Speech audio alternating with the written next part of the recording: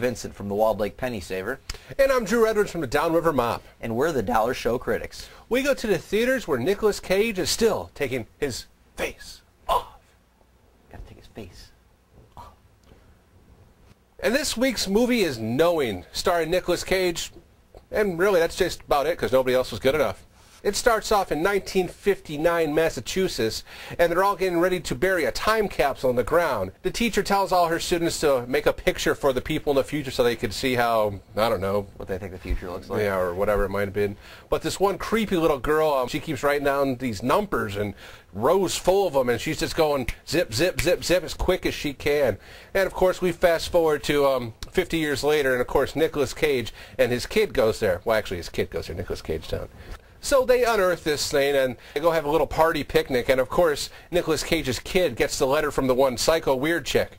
So the kid takes this little note from the chick home, and he's just looking over it, mesmerized by all the numbers, and it doesn't make any sense. Nicolas Cage finds it and tells him that he has to bring it back to school as soon as he can because it's not his.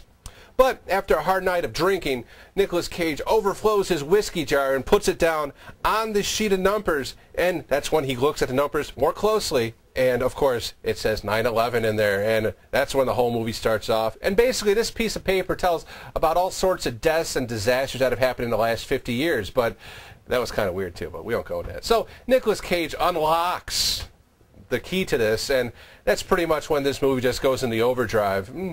It was entertaining at times, but what do you think about that, Gory?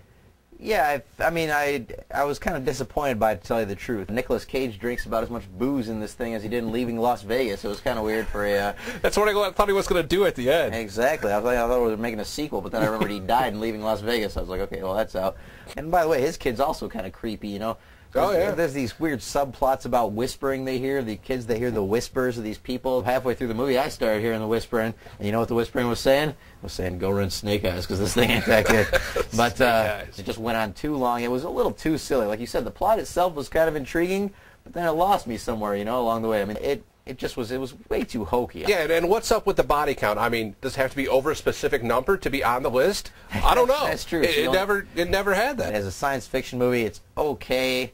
But is it worth your dollar? What do you say? I'd have to give it a not really. It's not really worth your dollar. I mean, I don't know why you'd go. I really don't. I mean, the first 45 minutes was okay, but after that, leave. It is a not really for me, too. And, I mean, and I had high hopes for this movie. It's directed by Alex Proyas, who did The Crow, which was one of my favorite movies long ago, back in the day. But did not know that, Gory. Yeah, this is not up to the level of that. So that's two not reallys for Knowing.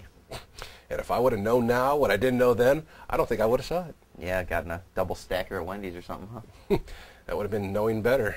And for our video pick this week, I'm going to go with the 1986 classic Stand By Me, directed by Rob Reiner, based on a novel by Stephen King, and starring Will Wheaton, River Phoenix, Corey Feldman, and Jerry O'Connell.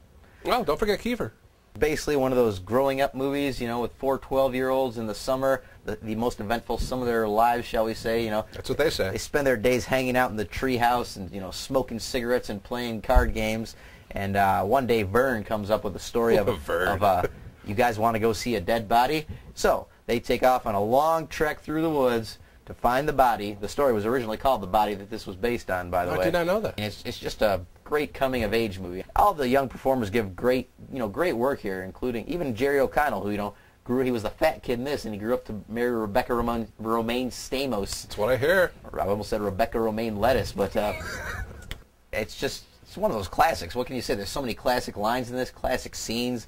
Gordy just bit the bag and stepped out the door. I mean, that's one of the clean ones, but there's, you know, Chopper sick. You know what I'm talking about. Sick. You'll laugh hard, you'll be touched, and one of the late, great River Phoenix's best performances here. Yeah, Gory, I agree with you. This movie had it all going. I mean, it had comedy, action, drama, even a little bit of horror. It had it all going. I especially like the part when the puking scene. Gordy tells a story around the campfire because he wants to be a storyteller, and he comes up with this story of the character of Lardass at a pie eating contest, and that is, you're right, everybody who's seen it will remember it.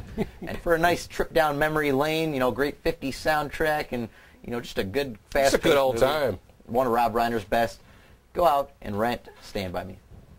And we'll be back next week with another Dollar Show and another DVD pick. Until then, we're the Dollar Show Critics, and we'll see you. Yeah, what did you think of the by me, period. Yeah, it was okay. I mean, I enjoyed the movie much better. I mean, Yeah, the movie was Will Wheaton, I mean, back before he was gay. Yeah, I think